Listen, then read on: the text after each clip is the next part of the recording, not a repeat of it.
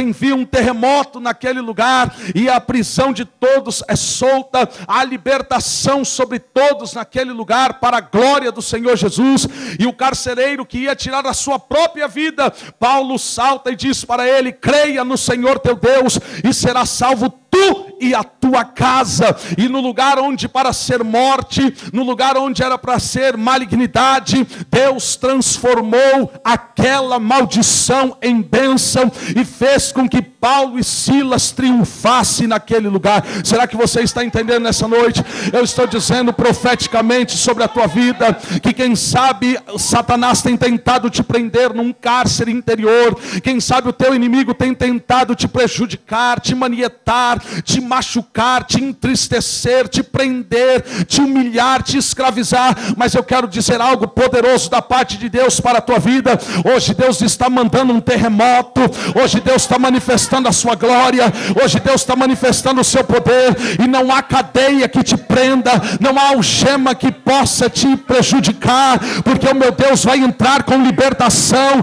As cadeias estão sendo quebradas, os aguilhões estão sendo despedaçados, e o nome do meu Deus será glorificado sobre a tua vida, porque ninguém pode prender a quem Deus libertou. Aleluia! Nem a morte pôde prendê-lo dentro da sepultura, porque ele ressuscitou. E assim como eu e você estávamos mortos nos nossos delitos e pecados, Jesus se manifestou a nós e também nos arrancou da sepultura do pecado, nos arrancou da sepultura da humilhação, nos arrancou da sepultura da crise, nos arrancou da sepultura da separação entre Deus e o homem, nos arrancou de todo aguilhão. E nesta noite é noite de você experimentar a benfeitoria, a glória, a graça da ressurreição, o poder da ressurreição sobre você. Diga aleluia por isso. Diga glória a Deus por isso.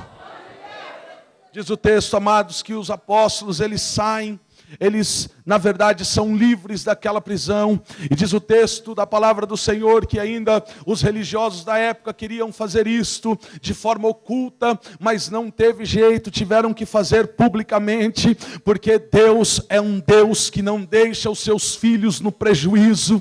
E diz o texto de Isaías capítulo 61 versículo 7, que em lugar da sua vergonha você terá dupla honra, em lugar da afronta você exultará na sua herança, pelo que na tua terra você possuirá o dobro e terá perpétua alegria. Se Paulo e Silas foram humilhados publicamente, não era lícito que eles fossem soltos, que eles fossem na verdade exaltados de uma maneira onde ninguém visse. Ou seja, se a vergonha foi pública, a exaltação também tem que ser publicamente.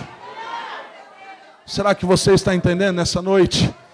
O meu Deus está dizendo para você nesta noite, aleluia, que há pessoas aqui que passaram por momentos de vergonha, por momentos de tribulação, mas o Senhor diz, não entristeça o teu coração e não perturbes a tua alma, porque da maneira que tu fostes humilhado, Deus te exaltará com porção dobrada.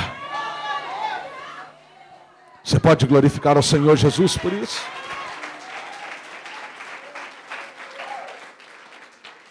Diz a Bíblia que Paulo sai dali e vai para Tessalônica. E ali ele começa a anunciar o evangelho da ressurreição, um evangelho de transformação, um evangelho que arrancou homens e mulheres da escravidão, homens e mulheres da religiosidade, homens e mulheres que estavam presos debaixo de jugo de homens, de uma forma terrível. E diz o texto que os religiosos da época começam a se levantar com ímpeto contra eles. E diz o texto então que Paulo sai de Tessalônica e vai para Atenas. Diga comigo, para Atenas. Atenas representava um lugar de muita idolatria.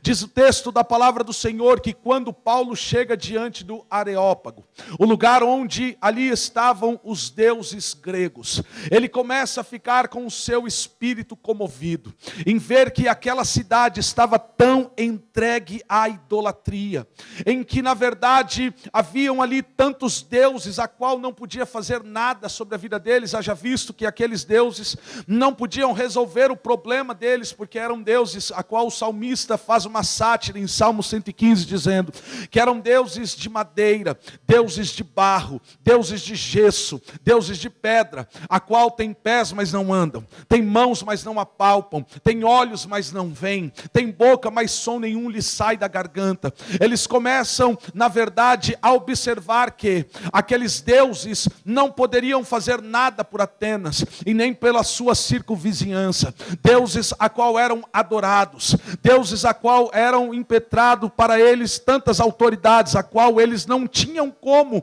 exercer nenhuma delas, porque não eram deuses vivos, não eram deuses de verdade, mas eram fictícios, eram supostos e pseudos deuses, ali a qual regiam muitas pessoas, a qual eles manietavam, prendiam e oprimiam muitas pessoas. No entanto, não podia fazer nada por elas. Deuses como, por exemplo, Zeus, a qual eles acreditavam que era um Deus supremo do mundo, que presidia sobre os fenômenos da natureza. Eles criam que Zeus tinha autoridade sobre a chuva, tinha autoridade sobre relâmpagos, tinha autoridades sobre raios, tinha autoridade sobre a chuva, tinha autoridade sobre a terra, tinha autoridade sobre a fertilidade, a qual esse Deus não podia fazer nada. Haja visto que o nosso Deus é o Deus que faz, desfaz, é o Deus que realiza, é o Deus que desrealiza, é o Deus que estabelece, é o Deus que tira. E Paulo sabia isso, porque Paulo conhecia os seus antepassados. Ele sabia que um dia Elias foi desafiado pelos profetas de Baal, que justamente criam justamente nisto, que tinha o poder sobre a chuva, que tinha o poder sobre o sol e sobre a lua, mas quando eles foram desafiados não puderam fazer nada. E aí então Elias chama todos no Monte Carmelo e diz: agora eu vou mostrar quem é Deus que responde. E quando eles então oram aos seus deuses e se retalham e fazem tantas coisas, contudo não tem nenhuma resposta, Elias começa a zombar deles, dizendo: quem sabe o Deus de vocês foi fazer uma viagem, quem sabe o Deus de vocês está cansado, está dormindo. E quando eles começam a derramar sangue, nada acontece. Agora Elias diz: agora eu vou provar quem é Deus. Então reúna todo Israel, porque hoje vocês terão que se prostrar diante do Deus de Elias. E quando Elias responde, quando Elias declara assim desta maneira para os profetas de Baal e ora ao Senhor, diz a Bíblia que Deus responde com fogo, Deus derrama o seu poder e todo Israel começa a se prostrar diante do Senhor. E sabe o que acontece quando a idolatria é arrancada, quando a malignidade é arrancada? Ali então Deus ordena chuva, e chuva de bênçãos, porque Zeus não tem poder sobre a chuva, porque Baal não tem poder sobre a chuva, mas existe um Deus nos céus, que é criador dos céus e da terra e de tudo que nele há. Ele que faz chover. E sabe o que o meu Deus está dizendo nessa noite? Que Ele vai fazer chover na tua vida, chuva de bênçãos abundantes, chuva temporã e seródia como outrora, bênçãos abundantes sobre a tua vida, chuva que você já tinha até aberto mão e achado que não viria mais. O meu Deus diz: você pensa que se atrasou, mas eu chego na hora certa. Bênçãos a qual você pensou que só viria amanhã, mas Deus vai trazer hoje, porque Deus é Deus que trabalha no tempo, fora do tempo, dentro do tempo, porque Ele é Senhor do tempo. Eu estou dizendo que a chuva de Deus vai cair sobre a tua vida nessa noite. Glorifica o nome do Senhor, vai, glorifica o nome dEle. Bate na mão da pessoa que está ao seu lado e diga: hoje vai chover sobre a tua vida. Porque não é o diabo que determina, não é Zeus que determina, não é Baal que determina quando vai chover, é Deus que determina quando vai chover. E o meu Deus diz: vai chover chuva de bênçãos sobre a tua vida nessa noite. Diga aleluia por isso. Diga glória a Deus por isso.